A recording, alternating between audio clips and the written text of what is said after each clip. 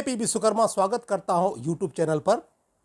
दोस्तों, अब जो है लोकसभा चुनाव में 1 साल से भी कम का समय बचा है, तो सत्ता पक्ष और विपक्ष दोनों तरफ से बिसात बीत चुकी है और ये जो लोकसभा चुनाव महाभारत 2024 का जो होने वाला है, उसमें दोनों अपने अपने स्तर से कमर कस चुके हैं। और जहां सत्ता पक्ष ये दावा करती है कि हमको इस बार सारे रिकॉर्ड को तोड़ना है, जो 2014 में आया था 282 का रिजल्ट, 19 में जो आया था 303 का रिजल्ट बीजेपी को, और जो 24 में है उन लोग प्लान रखे हैं कि 400 प्लस सीटें। एक तरफ ये दावा है, दूसरी तरफ विपक्ष जहां करीब करीब 15 से लेकर के 20 पार्टियां एक साथ मिलकर के मोदी को मात देने के लिए और ये कमिटेड हैं, ये डिसाइड कर चुके हैं कि इस बार तीसरी बार मोदी जी को हम लोग शपथ नहीं लेने देंगे। लेकिन सबसे बड़ी बात यह है कि यह संभव होगा कैसे, क्या यह संभव है? क्योंकि यही विपक्षी एकता 2014 में भी था, जहां प्रचंड बहुमत से मोदी जी जीत गए। यही विपक्षी एकता 2019 में भी था, जहां प्रचंड बहुमत से मोदी जी जीत गए। और सेम वे में उसी ढर्रे पर विपक्ष की एकता जो है 2024 में भी चल रही है। तो इससे बहुत ज़्यादा कुछ होने वाला नहीं है। हाँ, ये सत्य है कि मोदी जी को हराना बहुत ही आसान है, बहुत ही सरल है, क्योंकि आज भी जो है मोदी जी को सिर्फ 37% वोट मिला है, जबकि 63% वोट जो है वो विपक्ष के खाते में गया है। अगर विपक्ष एकजुटता दिखाए, अगर विपक्ष में अगर एक मत हो, अगर विपक्ष चाहे तो मोदी जी को उखाड़ कर फेंक सकता है जड़ से, ये जान ले। लेकिन इसके लिए इतनी आसानी से नहीं होगी। इसके लिए कुछ ऐसा स्टेप्स लेना पड़ेगा, ऐसे कुछ कदम उठाने पड़ेंगे जहां पे मोदी जी को हराया जा सके। इसलिए आज का विषय है मोदी हटाओ बीजेपी भगाओ का सरल फॉर्मूला क्या है, ऐसे कौन से सूत्र हैं, कैसे हटाया जा सकता है। इस वीडियो में शुरू से अंत तक बताया गया है। आपसे रिक्वेस्ट है, अनुरोध है कि आप वीडियो को शुरू से अंत तक देखें और अच्छा लगे तो कमेंट भी करें। अगर कुछ कमी हो तो आप अपना सुझाव भी दें। तो सबसे बड़ी पहली बात यह है कि आप मान के चलिए कि आज के डेट में जो है कांग्रेस जो है बीजेपी को टक्कर देने में सक्षम है। सिर्फ एक ही राष्ट्रीय पार्टी है कांग्रेस जो बीजेपी को टक्कर दे सकती है। बाकी जितने क्षेत्रीय छत्रप हैं, वो जितने भी दावा करें, जितने भी डिंग मारें, जितने भी हवाबाजी करें, बट किसी को एक क्षेत्र से दूसरे क्षेत्र में कोई क्षमता नहीं है और कोई पॉलिटिकल वजूद नहीं है। जबकि आज के डेट में जो विपक्षी एकता की बात चल रही है उसमें उल्टा हो रहा है। इन लोग क्या कर रहे हैं, जो ताकतवर पार्टी है कांग्रेस, उसी को इन लोग पूरा कटौती कर रहे हैं, उसी को बाध्य कर रहे हैं, उसी को कंपेल कर रहे हैं, मजबूर कर रहे हैं कि आप जो है कम से कम सीटें पर लड़िए, आप 200 सीट या उससे भी कम सीट पर लड़िए। जो कि ऐसा करने से बिल्कुल खाली स्पेस मिलेगा बीजेपी को, और बीजेपी यही इस तरह से अगर लड़ेंगे विपक्षी तो बीजेपी सही 400 प्लस सीट ले आएगी। तो इसमें करना क्या होगा, ऐसे 5 स्टेप्स बताएंगे हम। बहुत ही सरल तरीके से बीजेपी को जड़ से उखाड़ा जा सकता है और तीसरी बार मोदी को पीएम बनने से रोका जा सकता है। और जो विपक्ष सरकार बनाएगी वो अस्थाई सरकार बनेगी, 5 साल तक सरकार बनेगी, गरीबों की सरकार बनेगी और काम करने वालों की सरकार बनेगी, ऐसा उम्मीद करते हैं। तो सबसे पहला करना पड़ेगा कि अभी जो बीजेपी का टक्कर लेने के लिए जो विपक्षी एकता के जो धुरी हैं, बिहार के मुख्यमंत्री नीतीश कुमार जी, तो ये धुरी को जो है आपको बदलना पड़ेगा। क्योंकि धुरी नीतीश कुमार जी जो है, आप उनका जब पिछला ट्रैक रिकॉर्ड दिखेगा तो उनकी कोई विश्वसनीयता नहीं है आज के डेट में पॉलिटिक्स में। वो एक अविश्वसनीय चेहरा है, उनकी कोई क्रेडिबिलिटी है ही नहीं मार्केट में, पॉलिटिक्स में कोई इस पर विश्वास करता ही नहीं है, पहली बात। दूसरी बात, उनको अपना कोई कैपेबिलिटी है ही नहीं पॉलिटिकली। वो आज तक 18 साल से मुख्यमंत्री है, कभी भी अपने बल पे सरकार नहीं बना है। हमेशा उनको बैसाखी की जरूरत पड़ी है या लंगड़ी सरकार बनी है। और जहां तक लोकसभा की बात करते हैं तो लोकसभा में पहली बार 2014 में चुनाव लड़े थे अकेले, जहां उनको मात्र 2 सीटें आई थी। ये उनका पॉलिटिकल हैसियत है और ये उनका राजनीतिक पावर है।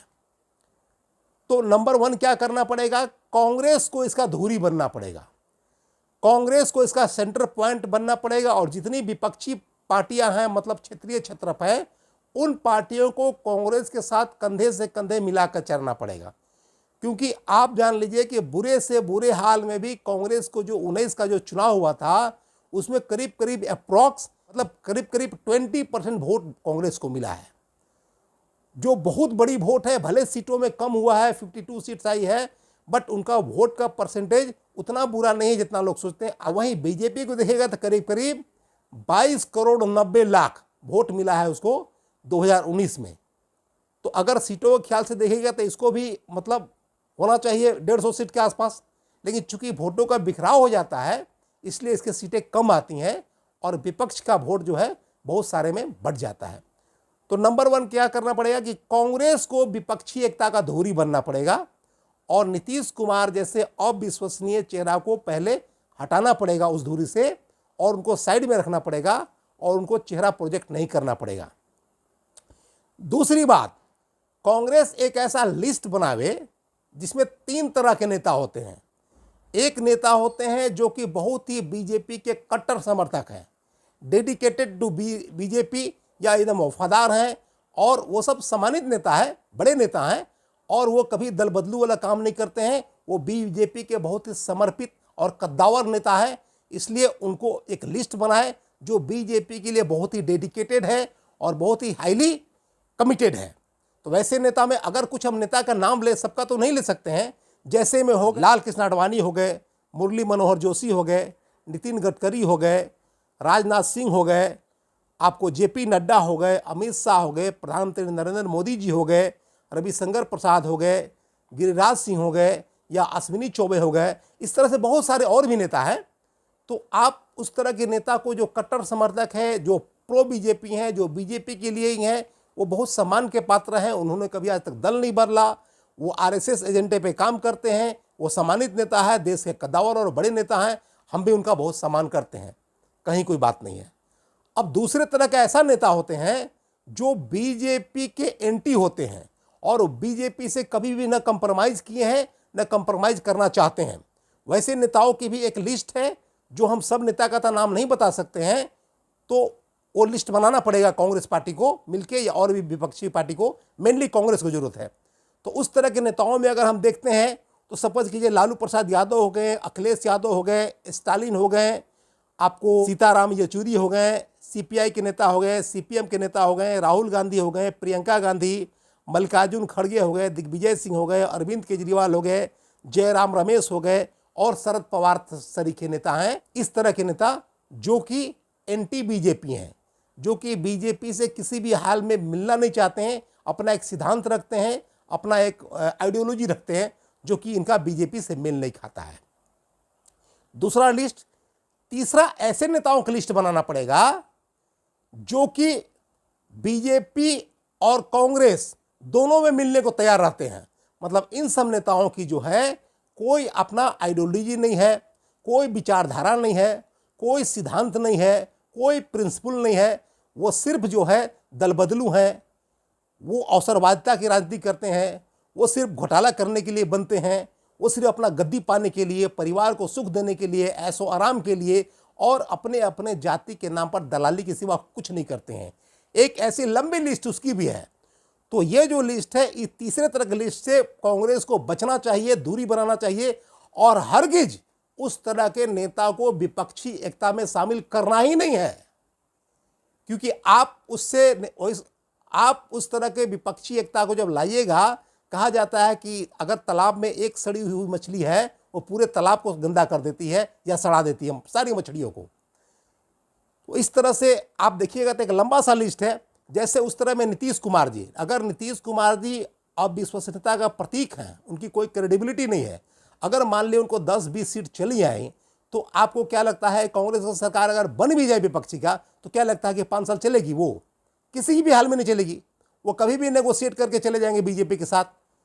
तो जैसे परहेज करना चाहिए कांग्रेस को, नीतीश कुमार से परहेज करना चाहिए, ममता बनर्जी से परहेज करना चाहिए, उद्धव ठाकरे से परहेज करना चाहिए, आपको हेमंत सोरेन हो गए, जीतन राम मांझी हो गए, मुकेश सहनी हो गए, चिराग पासवान हो गए, उपेंद्र कुशवाहा हो गए, अपना पप्पू यादव हो गए, शत्रुघ्न सिन्हा हो गए, कीर्ति झा आज़ाद हो गए, नवजोत सिंह सिद्धू हो गए, ओवैसी हो गए, मायावती हो गई, प्रशांत किशोर हो गए, केसीआर हो गए और टीडीपी के चंद्रबाबू नायडू। एक लंबी लिस्ट है जो अपनी जात की राजनीति करते हैं, उसके नाम पे, जात के नाम पे दलाली करते हैं, अपना अपना दुकान चलाते हैं, अपने परिवार के लिए काम करते हैं। उनको कोई आइडियोलॉजी नहीं है, कोई सिद्धांत नहीं है, कोई प्रिंसिपल नहीं है, कोई आदर्श नहीं है। वो सिर्फ सत्ता के लिए, कुर्सी के लिए, कभी इधर कभी उधर, कभी इधर कभी उधर, यही उनकी पॉलिटिक्स है। तो वैसे नेताओं को जो है आपको दूर रहना है। क्या होगा, सपोज कीजिए साहनी जी हैं तो क्या करेंगे, हर एरिया में 2000, 3000, 4000 वोट लाएंगे। चिराग पासवान जी हर एरिया में 2000, 4000 वोट लाएंगे। आप छोड़ दीजिए। आई होप कि इस तरह की नेताओं को बीजेपी भी छोड़ देगी और कांग्रेस भी छोड़ दे। इनको जितना चुनाव मैदान में लड़ना है लड़ने दीजिए, क्या कि सारे समीकरण को यही लोग बिगाड़ते हैं, क्षेत्रीय छत्र पे बिगाड़ते हैं सारे समीकरण को, और ये मजबूर करते हैं सेंट्रल पार्टी को या ऑल ओवर इंडिया पार्टी को कि देश की प्रगति रुक जाए, देश का विकास रुक जाए। तो ये नेताओं को अपना ये जान के चलिए कि अगर आप जैसी कांग्रेस इग्नोर करेगी, आई होप कि बीजेपी भी इग्नोर करेगी, क्योंकि बीजेपी भी इन सारे छोटे छोटे नेताओं के या क्षेत्रीय छत्र या जातिवादी वाले नेताओं से बहुत परेशान है। बीजेपी भी और कांग्रेस भी, दोनों बड़ी पार्टियां, दोनों ऑल ओवर इंडिया के पार्टी को नाको दम करके रखे हैं इन लोग पार्टी। कभी इसमें कभी उसमें कभी उसमें, क्या मजाक बना के रखा है अपना परिवारवाद के लिए और अपना जातिवाद के दलाली के लिए। इस तरह करने की बात क्या बात है? अरे कुछ तो देश के लिए सोचिए। आप जिस जाति के नाम पर करते हैं उस जाति का कोई उत्थान नहीं होता है, कोई विकास नहीं होता है। नहीं तो आज बिहार की स्थिति नहीं रहती, बिहार इतना पिछड़ा नहीं रहता। यहाँ 8.5-9 करोड़ लोगों को 5 किलो अनाज पर नहीं जिंदा रहना पड़ता। तीसरा पॉइंट, कांग्रेस कम से कम इंडिया में, भारत में 450 सीटों पर लड़े, उससे कम नहीं, 450 सीट पर लड़ने का प्रयास करे, और ताकि उसको, कांग्रेस को भी कम से कम 250 के आसपास सीट चला आए। और अगर चौथा पॉइंट, कांग्रेस को अगर अलायंस भी करना है, अगर कोई प्री अलायंस करना है तो वो अलायंस करे लालू प्रसाद यादव से, जो कभी बीजेपी के साथ जाने को तैयार नहीं होंगे। अलायंस करे अखिलेश यादव से करे, सीपीआई से करे, सीपीएम से करे, शरद पवार से करे, और सम एक्सटेंट ममता बनर्जी से भी कर सकते हैं, ऐसा कोई बात नहीं है। लेकिन उसका चूंकि बहुत नखड़ा रहता है ममता बनर्जी का, लेकिन सम एक्सटेंट किया जा सकता है। वैसे परहेज करना ही उचित है, लेकिन मजबूरी करना महात्मा गांधी है, ममता बनर्जी से भी किया जा सकता है। अरविंद केजरीवाल जी, वो भी बीजेपी के कट्टर मतलब एंटी रहते हैं, और वो आई होप कि बीजेपी को साथ उस तरह से नहीं जाएंगे जिस तरह से दल बदलू करके ये सारे नेता लोग चले जाते हैं। जैसे नीतीश कुमार हो गए, केसीआर हो गए, टीडीपी वाले हो गए, ये सब जो नेता जाते हैं, या मुकेश सहनी हो गए, चिराग पासवान, ये सब जो चले जाते हैं इजी वे में, जीतन राम मांझी टाइप के आदमी, उस तरह की बात नहीं है उनमें। और नंबर 5, जो जिस स्टेट में मजबूत है वहां टक्कर दे बीजेपी को।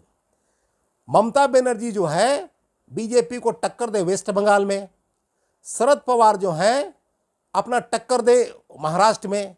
वहां भी उद्धव ठाकरे को नहीं रखना है, वहां अलग रखना है, क्योंकि उद्धव ठाकरे बीजेपी का ही एजेंट है, या शुरू से बीजेपी के ही साठ काट रहा है उनको।